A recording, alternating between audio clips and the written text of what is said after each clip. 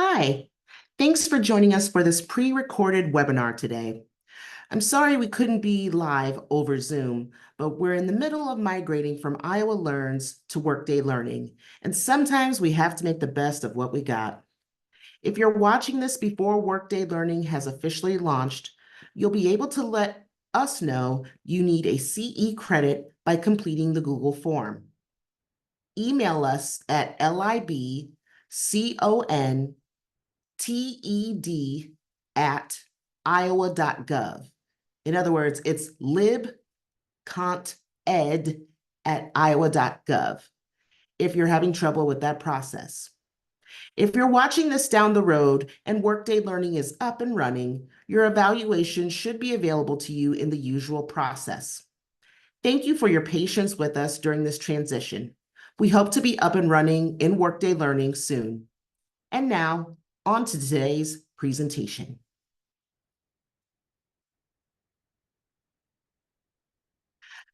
Hello, everyone, and welcome to Pop YS Live Holidays at the Library.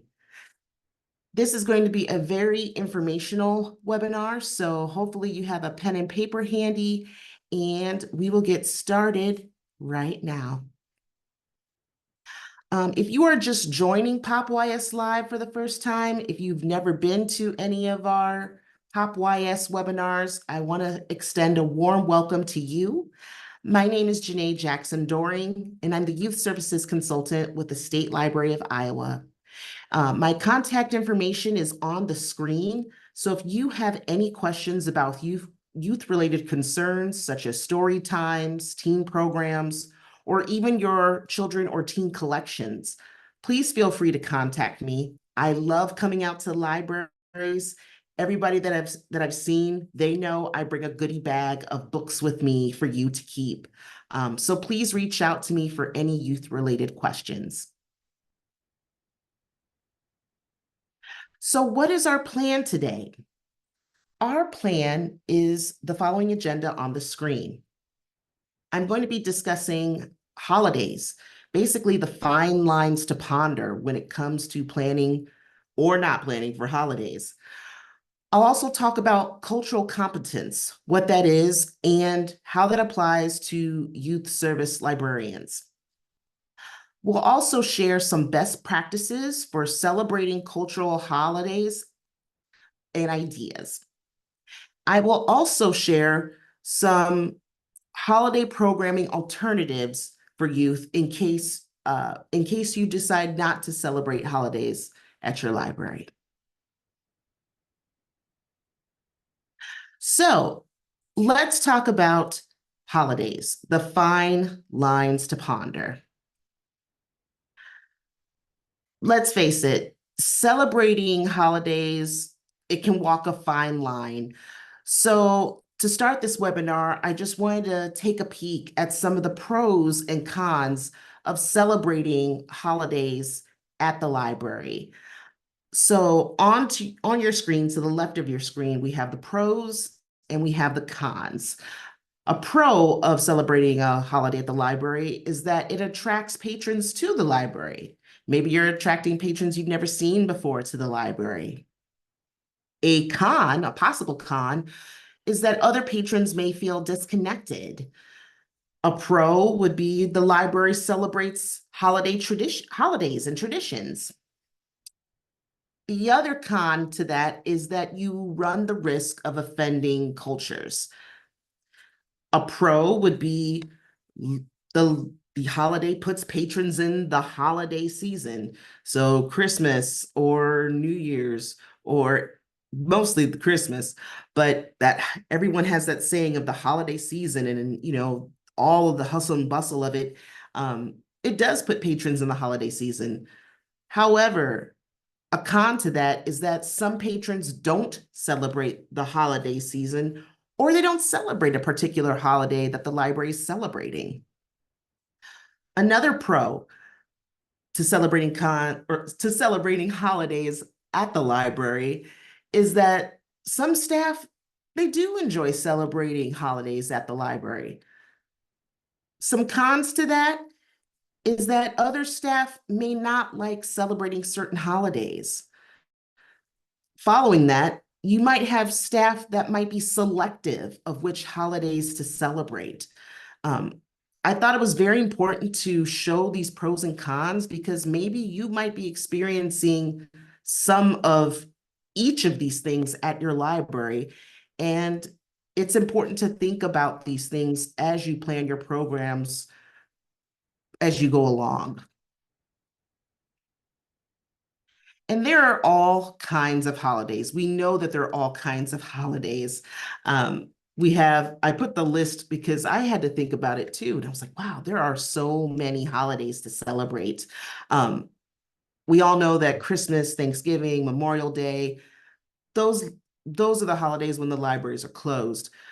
But I put this meme on here and I saw this meme on reddit.com and I liked it because the cat with a little scarf, but it says the Burr months are here. So September, October, November, and December. Those October, November, December, those holidays or those months, excuse me, those are the months that I think libraries and librarians kind of start to ponder, okay, do we or don't we? Do we celebrate this or do we not celebrate this? Um, so let's take a peek at our next slide, which is how does your library decide that? How does your library decide what holidays to celebrate or not? In order to achieve this, to achieve whether or not your library should or shouldn't celebrate a holiday season, the best practice is to look to your community. Um, Simply put, who is in your community? Do you have a Hispanic population? Do you have a large Burmese population or Vietnamese population? Look to see who is in your community. Also look at what does your community celebrate? Are there special festivals or cultural events that your community celebrates, but the library doesn't know about? Are there specific holidays? Um, really look to see what your community celebrates in your city or town. What does your community value? What are those values that make up your community? And finally, what demographic makes up your community? Do you have immigrants coming? Do you have a large refugee population? Really look at your community. And in this presentation, I'm going to give you some strategies or some tools to help you look at the data and demographics in your community. One of the ways you can look at what makes up your community, the demographics and who's in your community, is you can check your school district's facts and figures.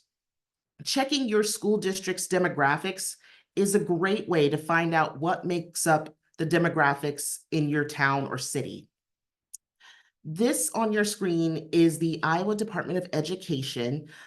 They have a PK through 12 education statistics report, as well as a condition of education report. The link to this website is at the bottom of this slide. So to use this website, you go to the very left side and you select the school district or school districts, because you can select more than one school district. Find the name of the school district and click apply at the bottom. On the screen, the data will show the enrollment numbers and the race demographics. So for example, I selected Algona Community School District and I clicked apply. And on the screen, it'll tell me, oh, wow, there are 122 Hispanic Latinos in my school district. There are 672 females that are in Algona School District. Looks like they have 31 people who are English learners. So it'll give you a breakdown of races and it'll tell you how many females and males are in your school district. Another tool that you can use if you're curious to see how many kids or teens are in your town, you can also use the State Data Center. This website is managed by the State Library of Iowa. The link to this website is at the top right corner of your screen. To use this website, you'll click the caret under the words Quick Facts, and then select City Quick Facts. Under the City tab on the screen, which is to the right of your screen, select the city that you're looking for, and then it loads up all the data about that city. This is the data for Mount Pleasant, Iowa, for an example. So you can see there is different types of charts. At the very top right corner of your screen is a chart or a bar graph that says population by age and gender. This is really cool because you can see the breakdown by age of how many kids and teens are in your town. If you can see, I made a black rectangular box. So if I wanted to see how many 5 to 9-year-olds are in Mount Pleasant, it'll tell me. So it says there are 143 males and 144 females. If I wanted to know how many 10 to 14-year-olds are in Mount Pleasant, this graph will tell me. So it says let's see, there are 373 males and 213 females. So you can use this data to see how many kids are in your town, what are the age ranges of those kids in my town, and you can really determine programming and what kinds of programming are available for you to present to your kids. It also breaks down the total population and the race and Hispanic origins as well. This is all wonderful data to use and consider when you are planning any type of programming, holiday or not. Also, I really wanted to take the opportunity to consider some other best practices, to consider. You should really talk with your library director. If you are having concerns about throwing a holiday program or not, or if you have a caregiver that comes to you after a children's program or a teen program, and they're having concerns about a Halloween program, or if you're going to throw any type of holiday themed program, talk about this with your library director. Ask them for their input, see what they say, and come together with a plan. Before planning events, even, consider having a discussion about holiday programming with your staff. There may be some staff members on your team that don't celebrate certain holidays for a multitude of reasons. So I think it's important to listen to their thoughts, listen to their concerns, because you work with your staff every day. And it's important as a team to get everybody's input and feedback so that way everyone is on the same page. And that way you feel comfortable in moving forward with your youth programming.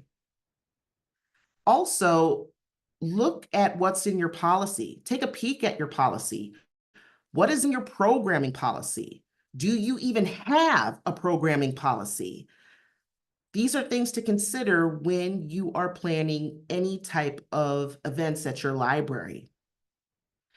In regards to holiday programs, should this be addressed or added to your programming policy if you have one? And finally, should you consider adding a holiday display policy? Again, these are all things to ponder and think about. And I will give you an example of a holiday policy display, or excuse me, holiday display policies, excuse me. This is the holiday display policies from the Pasco County library system. They are located in Hudson, Florida.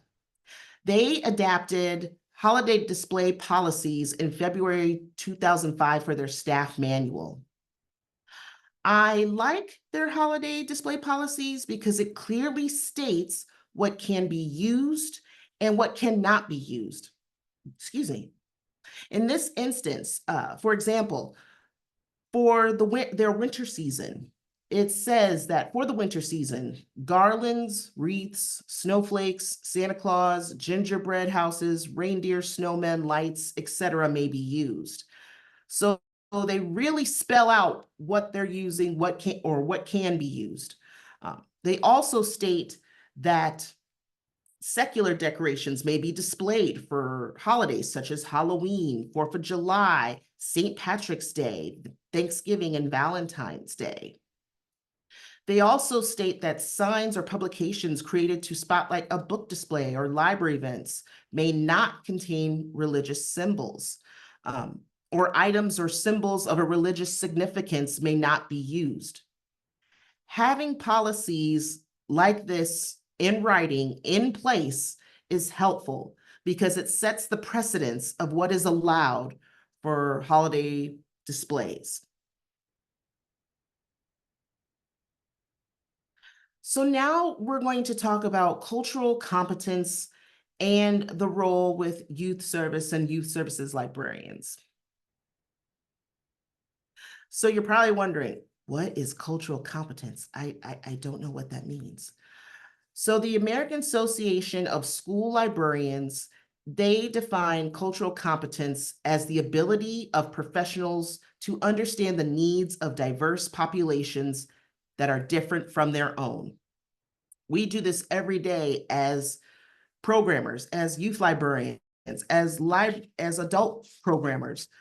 We are trying to understand the needs of all of our different diverse populations that we work with. And through the American Association of School Librarians, they recognize three characteristics of cultural competence. Having self-awareness, so recognizing the significance of a culture in one's own life and in the lives of others. Education, the ability to integrate members of diverse groups through services and programs that enhance an individual. And interaction, understanding and respecting cultural backgrounds through engagement. Your programs, whether it's a story time or a craft activity or a cultural event at the library, your programs should have these characteristics for your kids and teens because you are helping them build those skills and that knowledge, that background knowledge that they need to be successful. The Association for Library Service to Children, or the ALSC, is a division of the American Library Association. The ALSC created competencies for librarians serving children in libraries. This is a guide to help library directors and youth librarians, anyone that is working with youth in a public library, to give them the best service possible. I've included this guide in my slides so that way you have a copy of this for your review. But these two items are part of their core competencies. And I thought these were very important in regards to celebrating holidays and cultures with children and teens. The commitment to client group. So for youth librarians demonstrate respect for diverse and cultural values. And youth librarians continually develop cultural awareness, and they work to address implicit bias in order to provide inclusive and equitable service to diverse populations. Under programming, youth librarians design, promote, and present and evaluate a wide variety of diverse programs for youth. And that includes principles of child development and the needs of all kids. With your programming, Your programming should connect concepts to students' personal, cultural, or academic experiences. Your program should engage students in literacy experiences. And they should build students' background knowledge. Background knowledge is what a child knows about the world already. Your programs, all different types of programs, the diverse programs that you bring to your library should help with students' personal, cultural, or academic experiences. It should build on those skills. It should engage students in literary concepts and experiences, and you're helping your youth build their knowledge about the world so they can be successful. Okay, let's move to best practices for celebrating cultural holidays and ideas. But before we move into all of the best practices, I want us to take a moment to realize we are not holiday or cultural experts. I want you to stop, take a breath, and please realize we are not holiday or cultural experts. It's okay. It's okay to recognize and know that we are not holiday or cultural experts. However, in order to solve that, we, as a best practice, we can seek local or outside partners or organizations to help us bring appropriate cultural programs. When you seek local or outside partners or organizations, those groups will connect you with other performers or guest speakers on their cultures. When you connect with your community groups, those groups can reach people who have never been to the library before. They can say, hey, did you know the library is having this really cool program about Hispanic Heritage Month? They can get the word out for you because they know people and they can help spread the word and help you deliver the message that, yes, libraries are having these wonderful programs. Also, when you talk to local or outside partners and organizations, them putting on a program for you, it ensures that your program reflects a culture appropriately. I'm going to give you some examples of places to contact. If you are considering a Juneteenth program, consider talking to the African American Museum of Iowa. They are out of Cedar Rapids. I put their website link below, blackiowa.org.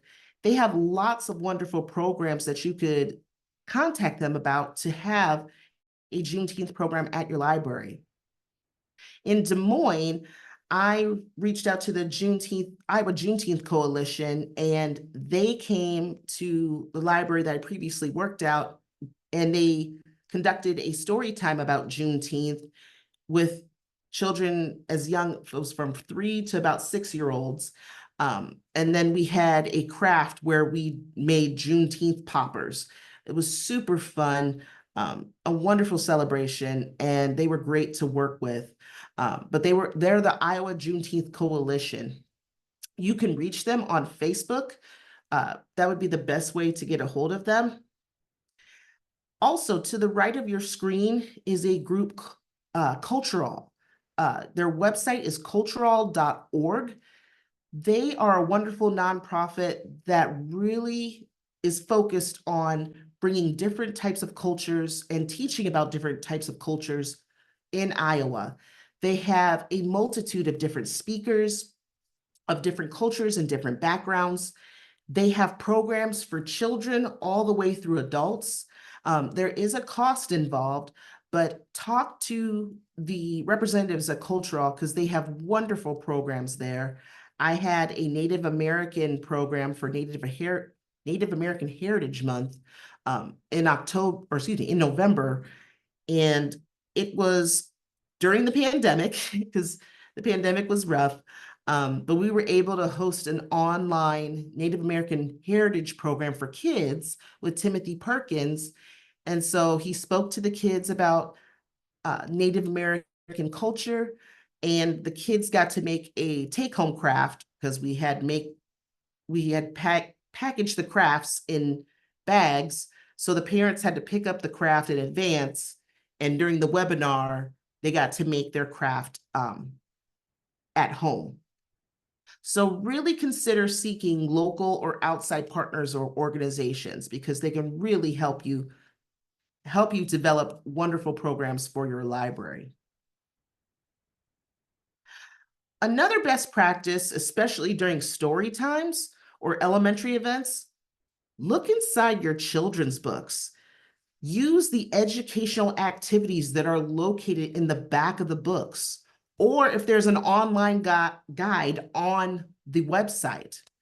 For an example for this, for Dia de los Muertos, I love this picture book. It's called The Ofrenda That We Built. It is by Jolene Gutierrez and Cheyenne Gutierrez. This is a wonderful picture book to talk about Dia de los Muertos and all of the things that encompass that holiday. So making an ofrenda, making food and putting it on the ofrenda in remembrance of the deceased loved ones, making sugar skulls. This is a beautiful picture book to read for Dia de los Muertos. And in the back of the book are activities on how to make sugar skulls, how to make paper decorations, how to put together an ofrenda. So really look at the back of your books. Look at the back of the picture books or nonfiction books for those activities that are culturally appropriate and thoughtful and meaningful. Have meaningful and thoughtful pre-planned activities that will educate and enhance learning and information. This is food for thought. I read this article from Kendra Jones. It's called Ditch Holiday Programming, and it's from School Library Journal, November 24 of 2014. She said a really good comment about holiday programming and community members. She said, unless you plan on hosting community members to talk about the various holidays of their cultures, and you plan on doing this all year long, just don't go there. You run the risk of deeply insulting someone who celebrates a certain holiday if you present it inaccurately.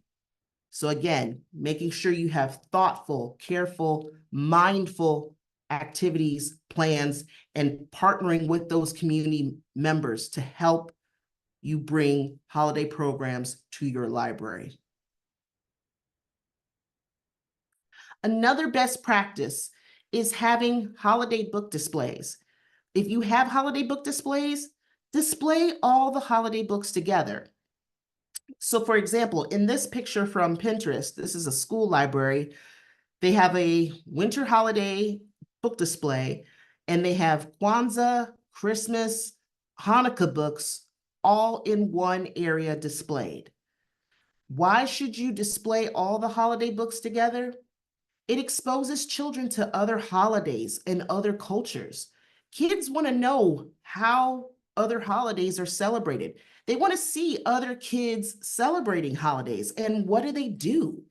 Kids are very curious, and we want to be able to enhance their learning by offering them books that teach that show those things, those concepts. And also, it shows patrons what your holiday collection has to offer. So if you have a parent coming in and say, hey, I'm looking for some books about Hanukkah, do you have any? Yes, we do have books. You can walk them over to the holiday collection aisle and show them what Hanukkah books you have, or Kwanzaa books, or Christmas books. And when you display all your holiday books together, you can see also what's in your collection. So maybe, for example, oh man, we have a lot of Christmas books, but I really don't have a lot of Kwanzaa books. I need to go order some. So really taking a peek at your Christmas, Hanukkah, Kwanzaa books during the month of December, display all those books together. It gives kids a different view, and it shows them how other cultures and other holidays are celebrated.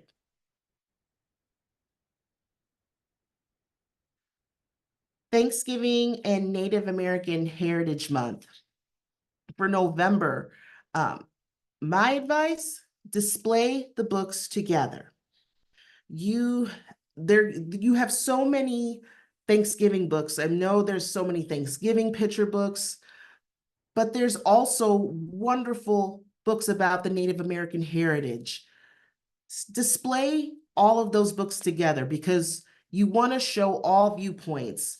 You want to give children all access to all different kinds of books in your collection, whether it's the history of Native Americans, the history of Thanksgiving, or The People Shall Continue, or showing Native American heroes. You want to be able to give kids all different types of viewpoints that they are able to easily access and check out for their knowledge and learning. So display those books together.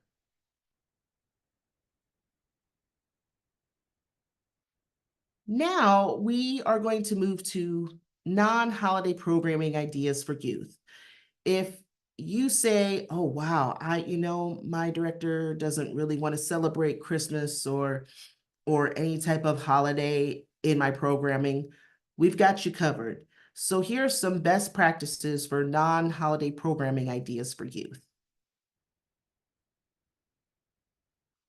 With story times, the best practice, if you are unable to celebrate holidays at your library, you can replace holiday themes with seasonal themes. So instead of Halloween for a theme for story time, maybe you have a theme of a fall festival theme, or you focus on fall leaves or apples and pumpkins. That you could do a lot of fun things with apples and pumpkins. Instead of having a Thanksgiving themed story time, you could do a story time about my family or harvest and teach kids what harvest is and what farmers do during the harvest season. Instead of celebrating Christmas and having a Christmas themed story time, focus on winter. Maybe you're reading about the first snowfall. Maybe you could read The Snowy Day by Ezra Jack Keats. You could have a themed story time about winter animals. Focus on snowmen or hibernation. Read Bear Snores On and see what other animals are snoring with Bear.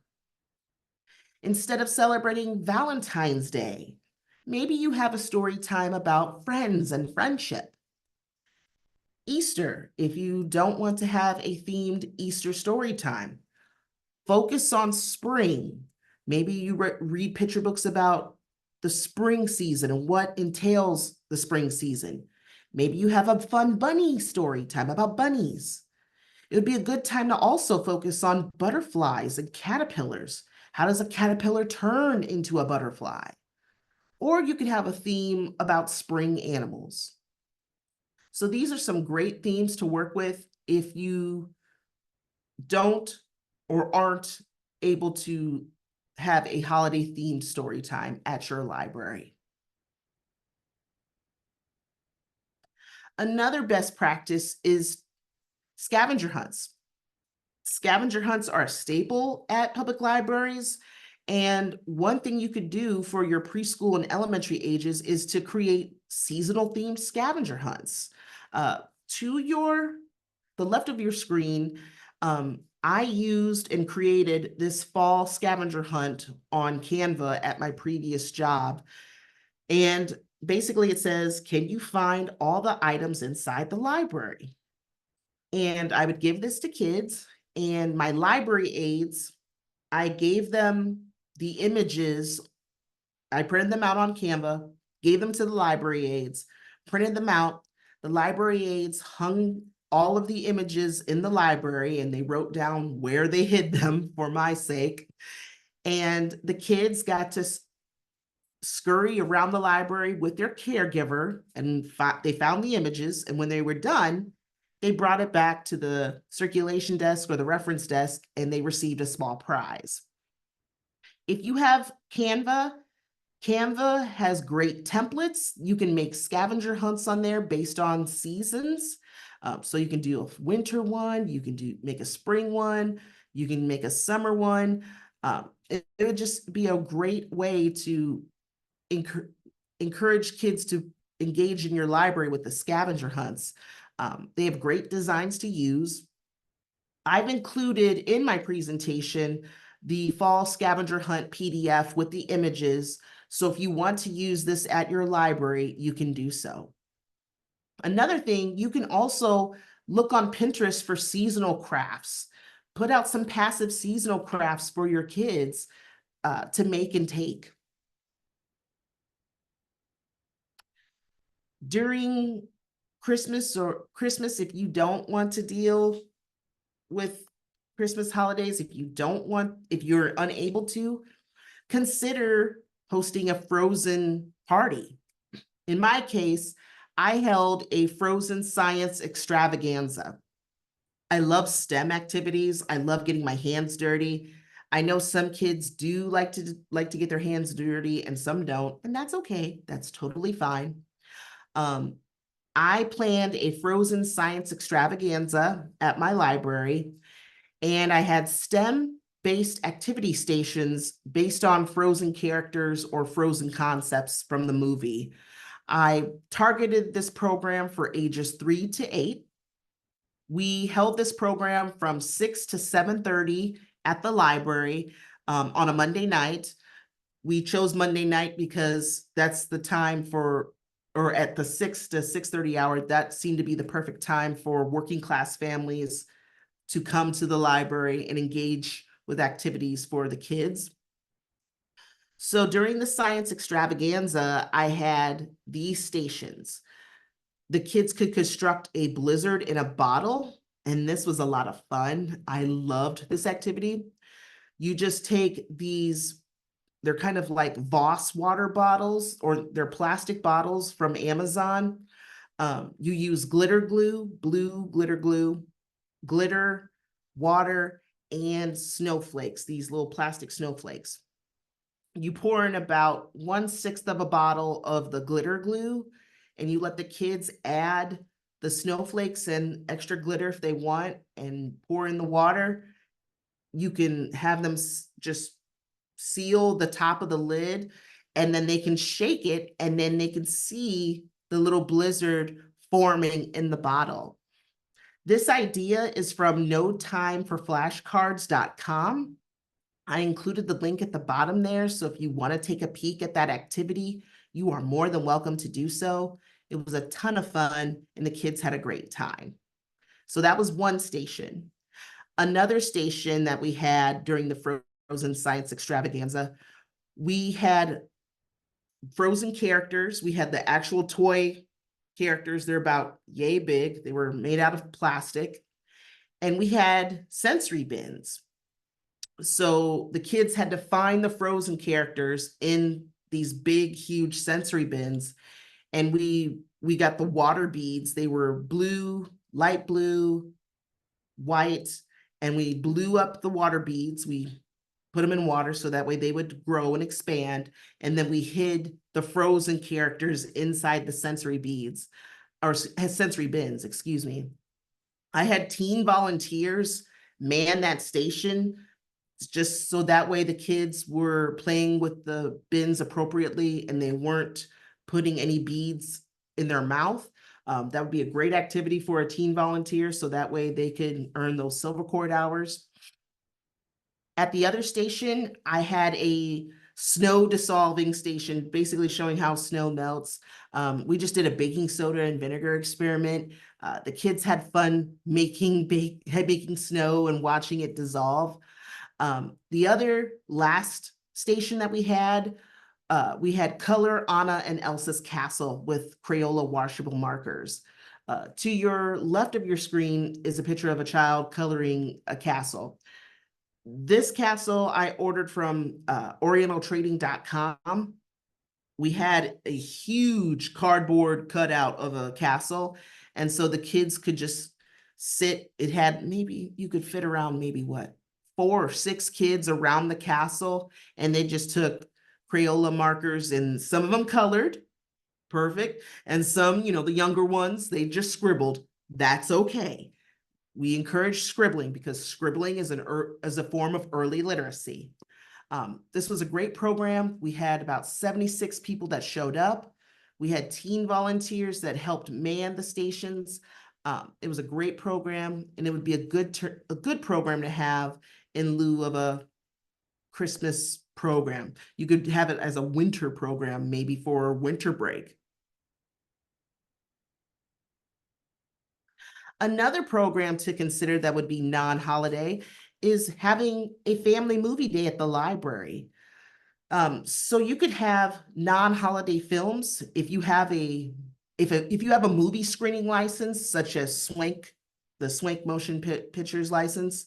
Maybe you consider having a movie day at your library, and maybe you choose non-holiday films for your kids to watch.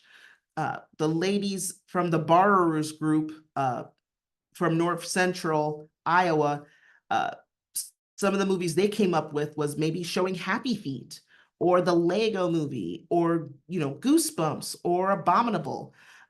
Those would be considered non-holiday films that you could watch at the library. And maybe you have your room full of kids and adults. Maybe you have a small craft at the table in case a child wants to work on an activity during the movie. Maybe you serve some snacks like goldfish crackers. And maybe at the end of the program, you give a copy of that movie away, have a random drawing, and so a child wins that movie. Another idea you could do, if you like showing movies at your library, host an interactive movie day. You're probably wondering, what is an interactive movie day? An interactive movie is where you have kids watching a movie, and during a certain scene, they have to engage and interact to a scene. A perfect example of this is Willy Wonka and the Chocolate Factory. I hosted a family movie day at the library with Willy Wonka and the Chocolate Factory. So anytime the Oompa Loompas came out, the kids had rhythm sticks and they would tap, Oompa Loompa doopity dee. I have another puzzle you'll see. Or when the Candy Man comes, I had teen volunteers sprinkle the kids with bits of candy, and they would unwrap the candy and eat it. That was a fun program. It was a fun program to do. And we gave away a copy of Willy Wonka and the Chocolate Factory to one lucky winner. It was super fun, super engaging. So you could do an interactive movie day with Willy Wonka and the Chocolate Factory. You could easily do this with Frozen. And for example, when they sing Let It Go, you could give kids scarves and have them sing the song Let It Go with the scarves. Or The Princess Bride. This is an idea from Algona Public Library. The youth librarian there, she has different interactive scenes for the movie The Princess Bride. If you go on Pinterest and search interactive movie scripts online, you're able to find a plethora of scripts. I have also included a link to some interactive movie scripts from the Youth Services Subdivision in Wisconsin. They have a cool list of all these interactive movie scripts. I've included that link at the resources part of my presentation. Decoration ideas. How do you decorate for this season or for any season? Instead of Halloween, think of pumpkins, leaves. Maybe you're decorating your library with apples and pumpkins or leaves. Instead of Christmas, use winter-themed decor. Maybe you have snowflakes or mittens, snowman or bears or penguins. Maybe you might have some teen volunteers who need some hours for their silver cord. Maybe you might have them cut out paper snowflakes and have them hang them in the library or tape them up on the outside of the return bin, or have them tape those snowflakes onto the windows. Some of these pictures are from Pinterest and Reddit. The top is of Olaf and it's books, and they're covered with maybe some white butcher paper. And they made an Olaf with the sign that says winter is coming. The picture next to that, this is a high school library. It said, chill out with a good book. So maybe it's just you're making snowmen and snowflakes. At the bottom to the right, I loved this picture. It says, winter is bearable with books. This is the outside of their return bin, and they have some snowflakes, a cute bear, and some books. So very simple, very easy. These two pictures to the left of your screen, the first one, it says reading with my peeps as part of a spring themed display. So for Easter, if instead of Easter, you can use butterflies, spring animals, or peeps. So this library decided to have reading with my peeps, and they had little bunnies sticking out, bunny bookmarks sticking out of the books. And in the middle, this spring display, it says rain or shine, everybody reads. So they have a cloud made out of butcher paper. It looks like there is an umbrella that has a rainbow themed umbrella. And then they had individuals sign their name on the little raindrops for this team display. So these are some very creative ideas. Again, Pinterest is your friend. I swear by Pinterest. Use Pinterest as that springboard to help you think of some creative ideas and creative holiday alternatives in regards to decoration and decor. This is my further reading / resource page. I wanted to throw some articles in here for your review, for you or for your director, to help guide you in planning programs for your library for the holidays or other alternatives if you're not considering holidays. So really take a peek at these resources and information here. I also included the link to the interactive movie scripts. So take a peek at that. You can use those scripts to host an interactive movie day at your library. With the Blizzard in a Bottle activity for the Frozen Science Extravaganza program, I also included the link to the Amazon sensory bottles. So that way you're able to find those and order those for your program. And I just wanted to close with some parting reminders. Make sure you are looking at your community, look at your community, who's in the community, and look at the data. Have that data to support whether or not to hold programming, holiday programming, or cultural programming at your library. Use that data, really look at it, and determine who's in your community. And create programs based on what your community asks for. Really get connecting with your community and asking, what is it that you'd like to see at the library? What programs are we missing? What holidays do you celebrate? Look to your programming policy. Look to see if you have a programming policy or if it's outdated. Maybe it needs to be updated. So look at what's in your programming policy. Get creative. Think about what programs you could conduct in lieu of a holiday. Again, Pinterest is your friend. There's plenty of ideas on Pinterest. So really think outside the box and get creative. Seek community partners or organizations. They are going to help you put on culturally appropriate programs for your library. And finally, please be mindful of all cultures and traditions. We want to think of mindfully preparing educational and engaging programs, but we have to be mindful of traditions and the cultures of everyone, because libraries are for everyone. So that concludes today's program. Thank you so much for attending the program today. I hope you had fun watching, and I hope you learned a lot. So thank you for watching. Again, make sure you fill out the form below if you are watching this before Workday Learning has launched. We'll save your responses and make sure you get credit for this class once the new system is up and running. If you're watching this in Workday Learning, again, you'll just complete the evaluation lesson to receive your credit.